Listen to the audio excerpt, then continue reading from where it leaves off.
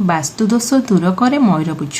ଆମେ ତ ଜାଣିଛନ୍ତି ମୟୂରପୁଚ୍ଛ ଭଗବାନ ଶ୍ରୀକୃଷ୍ଣ ଧାରଣ କରିଥାନ୍ତି। ସେଥିପାଇଁ ଆମେ ସମସ୍ତେ ମୟୂରପୁଚ୍ଛକୁ ଶୁଭ ବୋଲି ମାନିଥାଉ। ଆପଣ ଯଦି ମୟୂରପୁଚ୍ଛକୁ ଘରେ ଠିକ୍ ଜାଗାରେ ରଖୁଛନ୍ତି ତେବେ ଆପଣଙ୍କର ମଙ୍ଗଳ ହେବା ସହ ଖୁସି ଖବର ବି ମିଳିଥାଏ। ତେବେ ଆସନ୍ତୁ ଜାଣିବା, ଯଦି ଆପଣଙ୍କର ଦୀର୍ଘ ଦିନର କାମ ଅଟକି ଯାଇଛି ତାହେଲେ ଆପଣଙ୍କ ବେଡରୁମର ଦକ୍ଷିଣ ପୂର୍ବ ଦିଗରେ ମୟୂରପୁଚ୍ଛ ରଖିଲେ ଆପଣଙ୍କ କାମ ଜଲ୍ଦି ହେଇଯାଏ। ଘରେ ମୟୂରପୁଚ୍ଛ ରଖିଲେ ନେଗେଟିଭ୍ ଏନର୍ଜି ଦୂର ହୋଇଥାଏ। ଛୋଟ ପିଲା ନିଜର ବହିରେ ମୟୂରପୁଚ୍ଛକୁ ରଖିଲେ ପାଠ ଭଲ ହୋଇଥାଏ। ଯଦି ଆପଣ ଗୋଟିଏ ଶୁଭ ଦିନରେ ମୟୂରପୁଚ୍ଛ ଆଣି ଘରର ଏପରି ସ୍ଥାନରେ ରଖୁଛନ୍ତି ଯେଉଁଠାରେ କି ଆପଣ ଯିବା ଆସିବା ସମୟରେ ତା ଉପରେ ନଜର ପଡୁଥିବ, ଶୁଭ ସଂକେତ ଦେଇଥାଏ।